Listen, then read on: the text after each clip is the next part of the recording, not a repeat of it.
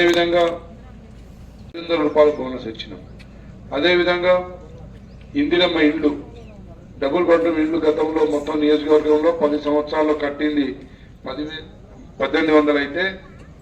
మనం వచ్చిన తర్వాత సంవత్సరానికి 3500 చొప్పున మరి 4 బాపు జై భీమ్,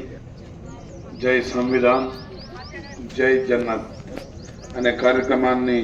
నిర్వహిస్తున్నందుకు నిర్వాహకులకు, అదేవిధంగా ఇక్కడ విచ్చేసిన పెద్దలు జిల్లా నాయకులు వంటికొమ్మ యుగేందర్ రెడ్డి గారికి, అదేవిధంగా కాలం రవీందర్ రెడ్డి గారికి, రవినాయక్ గారికి, తాజుద్దీన్ గారికి, అఫ్జల్ గారికి, రమేష్ గారికి,